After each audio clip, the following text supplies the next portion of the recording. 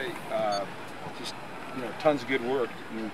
9 days in, and only one day we have not worked on both fields in competitive periods. That was 2 days ago. Every other day we've had at least 2 competitive fields on competitive drills going on both fields. So just the amount of reps that we're getting, quality reps, quality work, opportunities to teach and learn is just really tremendous, and I see improvement all around.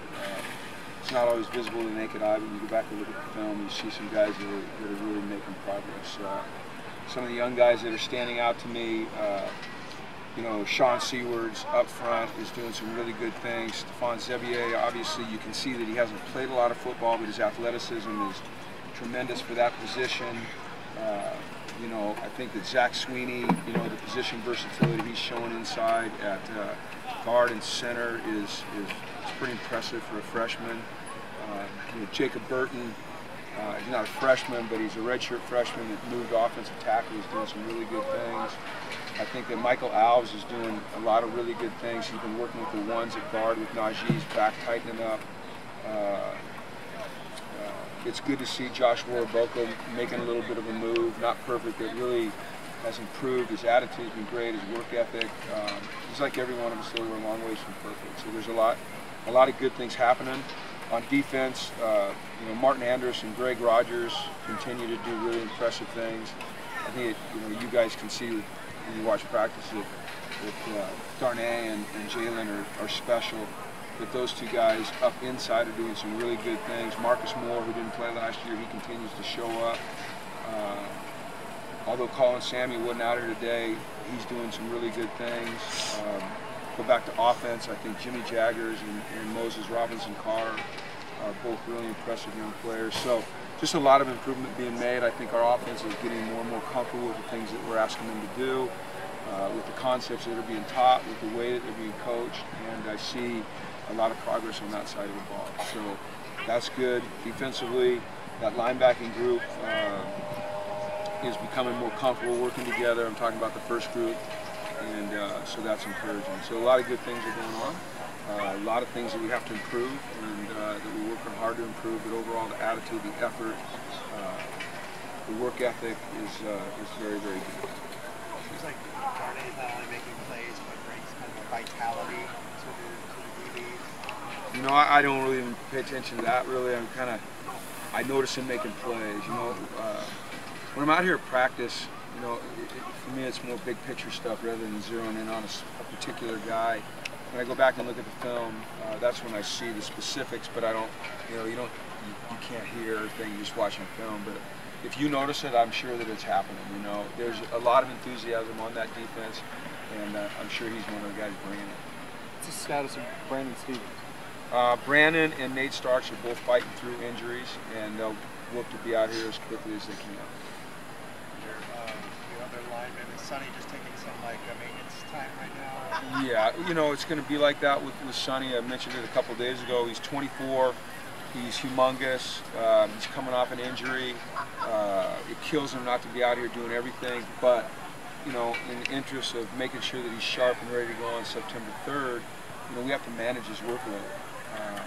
It's not unlike you have to do at the next level with guys as they get a little bit older and nicked up. You've got to manage their workload, and so we're going to do that. We're very pleased with him. He's brought a lot to this team. On the field, which you haven't gotten to see as much as we'd like because trying to manage the injury, but just his attitude, his personality is infectious. The guys love him, and I think he's going to really help us this year. What happened with Jalen Phillips in the first 15-20 minutes? He had to be removed from practice. It's a matter of being able to find that edge, but not going over the edge and doing something that hurts your team. And he had a reaction that would have gotten him booted from a game, and when a guy has a reaction that would get him booted from a game, it gets him booted from practice. There was a lot of interest in what Josh said about schoolwork and football at the college level not being compatible. What were your thoughts on what he said? This is what I know about Josh Rosen. He has the absolute respect of every player on this team. He has the absolute respect of his staff. We see on a daily basis his work ethic, his attitude, his commitment, the investment that he's made in this team. You know, everyone is entitled to their opinions. Opinions are based upon, you know, things that we see or feel that affect us or affect others around us. I think the lesson to be learned is that if you're going to state an opinion, you have to realize that not everybody's going to agree with it. You may create perceptions that people don't agree with, and there may be consequences. And so, you know, if you're going to make statements, you have to understand that there are going to be consequences. I'm really proud of the fact that at UCLA we have a tremendous balance between academics and athletics. You know, Forbes just put out a study where they rated schools in the country on academic and athletic excellence, and we ranked #2 in the country. I think our academic support is amazing. You know, we spend millions of dollars to make sure that our student athletes aren't just graduating, but they're getting an education. You know, we brought Roman Pfeiffer back into the fold as our Director of Player Development for the specific reason of making sure as soon as our student athletes come on campus, they're connecting with alumni of UCLA out in the business world with like interests of our players, so that they can start to build a network and build you know, a support system that will help these guys when they get done playing football, whether that's after one practice or 15 years.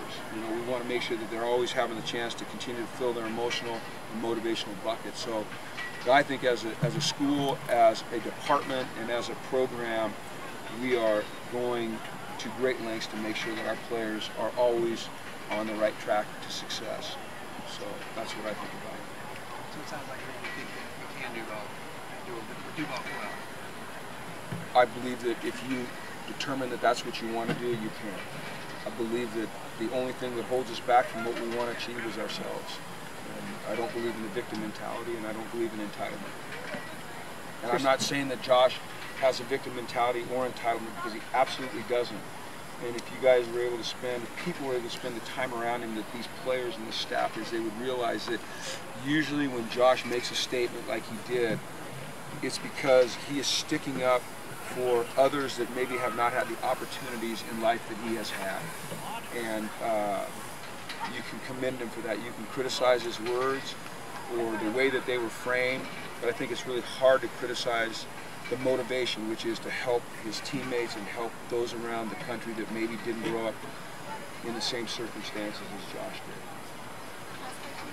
did. Christian Papico, redshirt junior.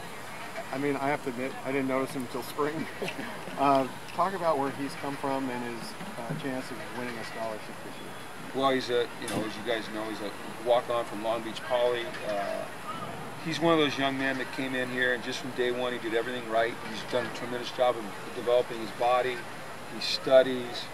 He works his tail off in the off season. He just does, you know, he's just continually doing everything right. It's interesting, you know, we bumped him up with the first unit a couple nights ago, and he came out and, you know, he dropped 4 balls.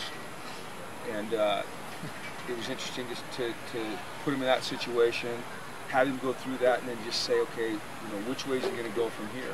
He's come out the last 2 days and had 2 tremendous practices.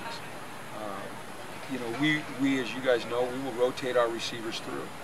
Right now, he's playing his way into the rotation. I think it would be unfair right now to say who a starter is and who a backup is and who may play and who may not play.